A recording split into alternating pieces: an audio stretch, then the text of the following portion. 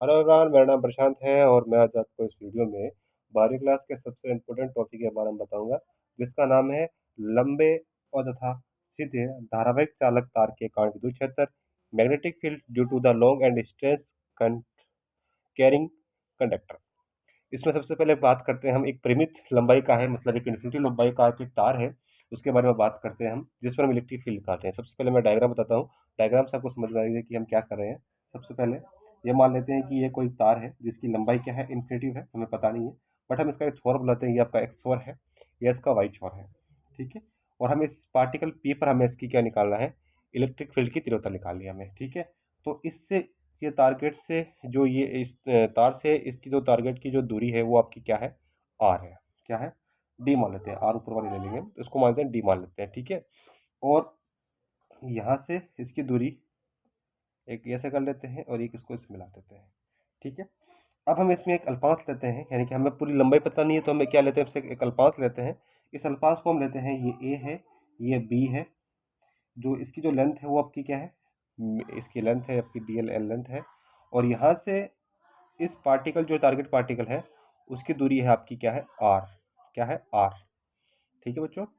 ये इसका एल हो गया। अब देखो यहाँ से जो इसके साथ थीटा बना है वो थीटा वन है, और यहाँ से जो एंगल बन रहा है वो थीटा टू है, ठीक है।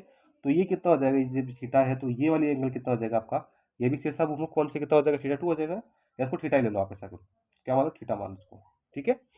तो ये थीटा है, मतलब आपका ये दे रखा है तो ये थीटा है, तो ये वाली लेंथ कितनी हो जाएगी, ये हो जाएगी 180 माइनस थीटा हो जाएगी ना, क्योंकि सीधे जो सीधी रेखा की लंबा में कितना कौन होता है, 180 होता है। इसमें से ये थीटा घटा देंगे तो हमें क्या हो जाएगा, 180। तो ये जो एंगल है ना, ये वाला, ये एंगल कितना हो जाएगा आपके पास, 380 माइनस थीटा, ठीक है बच्चों। आगे समझ होगा आपको पूरा डायग्राम। हमने जो डायग्राम बनाया है उसके बारे में हम लिखेंगे कि उसमें हमने क्या क्या किया है, कि ये थीटा क्या है, ये थीटा फाई क्या है, डी क्या है। तो ये स्टार्ट करते हैं। सबसे पहले हम लिखेंगे,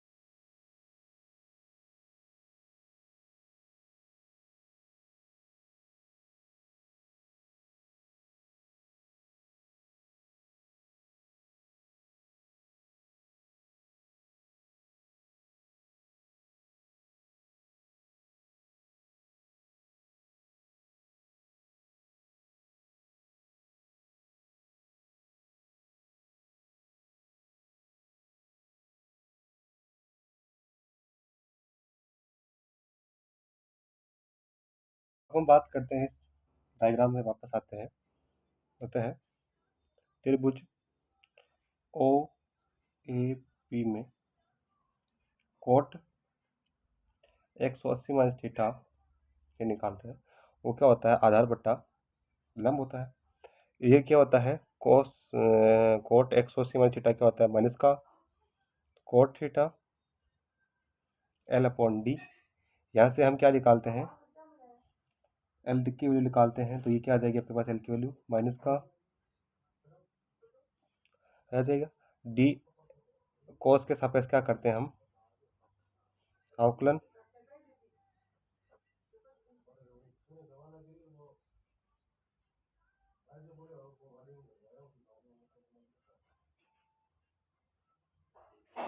जिन बच्चों को नहीं पता तो बता देता हूँ आपको कि जो cos थीटा का जो होता है वो क्या होता है, माइनस का कोसेक स्क्वायर थीटा होता है।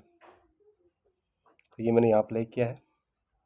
तो डी एल बराबर क्या आ जाएगा मेरे पास, डी, क्योंकि डी कॉन्स्टेंट है आपका यहाँ पर, cos theta square theta square. इसको इक्वेशन नंबर हमने दी 1। ठीक है बच्चों। अब हम बात करते हैं वापस त्रिभुज, पुनः है त्रिभुज ओ ओ एम पी में। वापस वही देखो ओ एम पी में, इसी में लेते हैं हम ओ एम पी में। इसमें हम लेंगे कोसेक थीटा। कोसेक थीटा का फॉर्मूला क्या होता है आपका, कर्ण बटा लंब होता है ना। तो ये क्या आ जाएगा, cos theta cosec theta 180 minus theta equals to K upon L. तो ये वाला का पॉजिटिव हो जाएगा आपके पास, cos cosec theta K upon R, K upon L है तो ये आर अपॉन डी हो जाएगा। यहाँ से हम आर की वैल्यू निकालें, क्या आ जाएगा, डी कोसेक थीटा। इसको आप इक्वेशन दे दोगे बी। ठीक है बच्चों, इक्वेशन 1 आ गई हमारे पास, इक्वेशन बी आ गई आपके पास। अब हमें 2 इक्वेशन प्राप्त हो गई ना, इक्वेशन ए और इक्वेशन बी। अब हम लिखेंगे बायो सावर्ट के नियम के अनुसार, बायो सावर्ट के अनुसार फॉर्मूला क्या होता है हमें,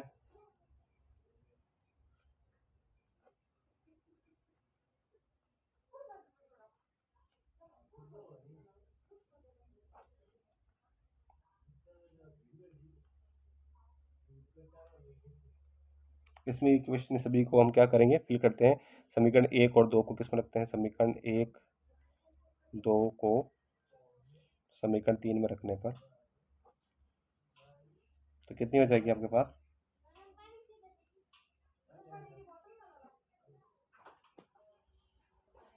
और बी लिख लेना इक्वेशन। अब हम इसमें बायो सेवन में से लिख दिया, तो हम ये तो काटो, जिसका जो कट रहा है, जो ये वाला कट रहा है, एक डी से ये वाला डी कट रहा है। तो हमें इक्वेशन क्या रह गई हमारे पास, D B mu naught upon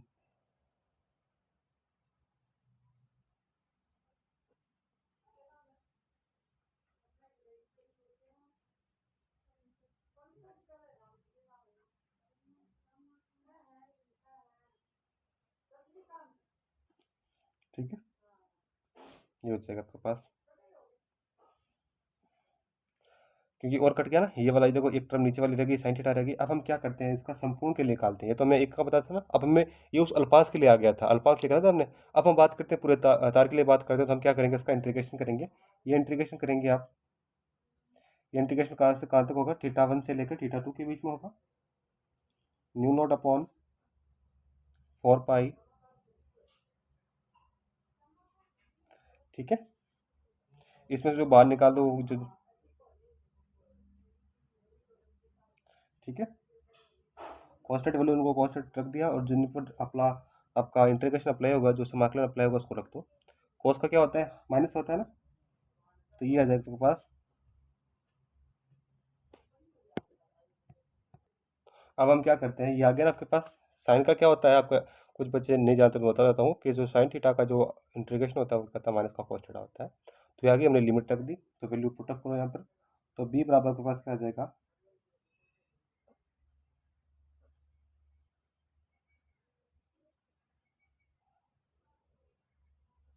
ठीक है। ये प्लस कैसे पता है कि जो लोअर लिमिट माइनस होती है ना, ये माइनस, और वो जो वो ये वाले माइनस, और जो लोअर लिमिट माइनस है वो क्या पॉजिटिव हो जाएंगे दोनों। इसको आगे पीछे कर दो, बी बराबर आपके पास क्या आ जाएगा आपके पास,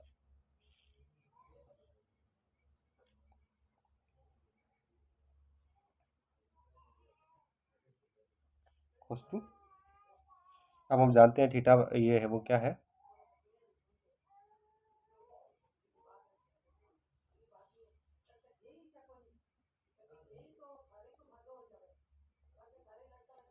ठीक है, और बी बराबर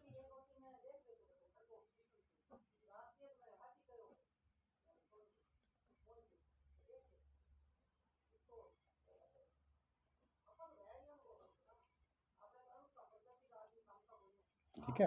तो ये क्या हो जाएगा, ये वाला आपका कॉस, ये साइन थीटा हो जाएगा, ये माइनस का है, ये प्लस का साइन थीटा हो जाएगा, माइनस। ठीक है, तो माइनस माइनस ये प्लस हो जाएगा, तो आपके पास क्या आ जाएगा, बी बराबर सॉल्व क्या जाएगा, न्यू नोट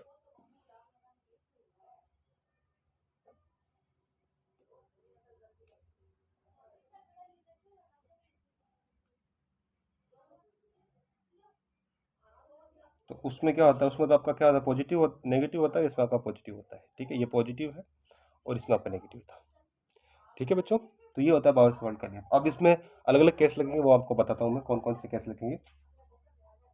तो आपका था प्रीमिप का था ना, इस बार क्या है कि इन्फिनिटी तक लंबा है ये, मतलब जो पहले तो ये अपने कर्व बनाया था वो इस प्रकार से बनाया था, नहीं याद है तो आपको, लेकिन इस बार ये जो लेंथ है ना वो काफ़ी लंबी है, मतलब उसकी लंबाई कितनी अनंत है। तो अनंत के लिए कैसे निकालते हैं तो बता देता हूँ आपको मैं। अनंत के लिए ये जो दूरी है वो सीधी सीधी देगी, तो मतलब जो एंगल बनेगा पी वाला वो कितना बनेगा आपका, 90 डिग्री बनेगा। क्या बनेगा, 90 डिग्री बनेगा। इस प्रकार से आपका स्ट्रक्चर बनेगा, ये आई है इसके अंदर। तो हम लिखेंगे, हम जानते हैं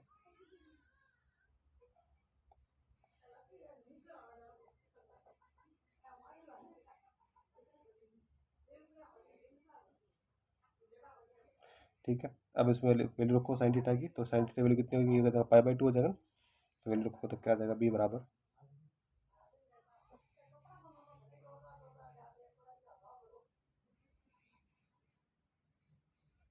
ठीक है, ये क्या जाएगा 112 हो जाएगा ना, तो ये कितना हो जाएगा 112,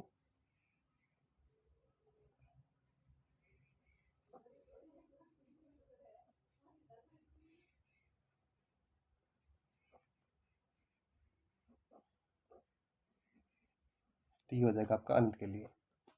वो था परिमित के वो था आपका परिमित लंबाई के लिए था, और ये आपका किसका है, अनंत लंबाई के लिए। आप इसका स्क्रीनशॉट ले लीजिए। अब बच्चों इसी की एक शेडिंग और है, छोटी शेडिंग और है, छोटी लिखो उसमें, सब हेडिंग बोलते हैं हम इसको। वो क्या है, यदि यदि बिंदु पी परिमित लंबाई के चालक तारों के अर्ध लंबवत होता है, इसको लंब अर्ध परिस्थित हो, परिस्थित, तो ये बी बराबर क्या हो जाएगा आपके पास, सेम ही वैल्यू हो, बट यहाँ पर आपको क्या है, इस बार वैल्यू नहीं रखनी है आपको, थीटा नहीं दे रहा वन, तो थीटा रख दो उसको, ऐसे वन लिख दो, ये पे टू, ये क्या हो जाएगा, टू दो हो जाएगा, साइन टू थीटा हो जाएगा,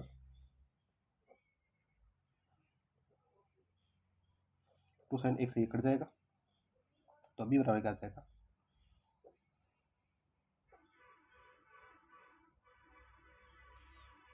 तो ये आ जाएगा इसके लिए, अर्थ के लिए आ जाएगा।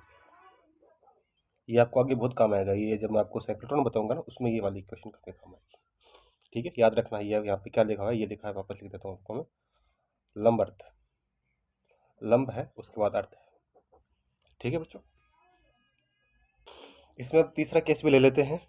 तीसरा केस क्या है आपका, तीसरी हेडिंग क्या है कि एल लंबाई के धारावाहिक चालक तार पर के एक सिरे से द्विध्रुव पर स्थित आपके चुंबक चिन्ह को याद करना है। मतलब ये मान लेते हैं आपका एक एक क्षेत्र है, उसमें आपको नीचे वाली नहीं दे रखी है, आपको ऊपर वाली दे रखी है, इसकी लेंथ है एल, और यहाँ से इसकी दूरी है डी।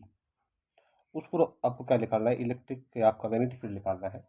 तो हम पाइथागोरस प्रमेय लगा लेते हैं, ये क्या है, इसका लंब है, ये आधार है, तो कर्ण क्या आ जाएगा, D square plus L square आ जाएगा। तो बी बराबर फॉर्मूला क्या दे रखा है आपको, 4 पाई डी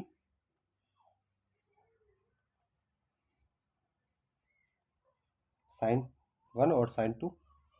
अब साइन टू तो आपकी वैल्यू जीरो है, तो कोई लिखना कोई जरूरी नहीं है ना, तो यहाँ से आपकी साइन की वैल्यू क्या आ जाएगी, एक साइन क्या आ जाएगी, साइन बराबर क्या होता है आपका, लंब बटा कर्ण होता है ना, तो लंब दे रखा है और कर्ण क्या दे रखा है, D square plus R square.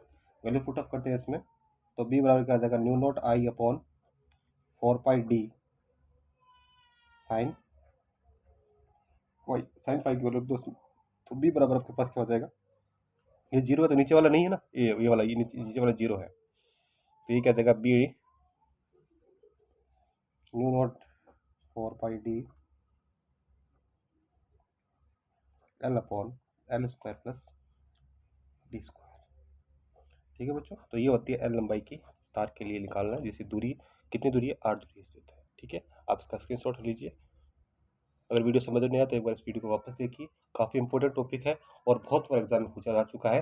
खासकर ये लंबे वाले क्वेश्चनों में आता है जिसमें आपको निबंधात्मक में लिखना होता है, उसमें ये आपको पूरा-पूरा चांस है पूछने का। तो इसी के साथ थैंक यू।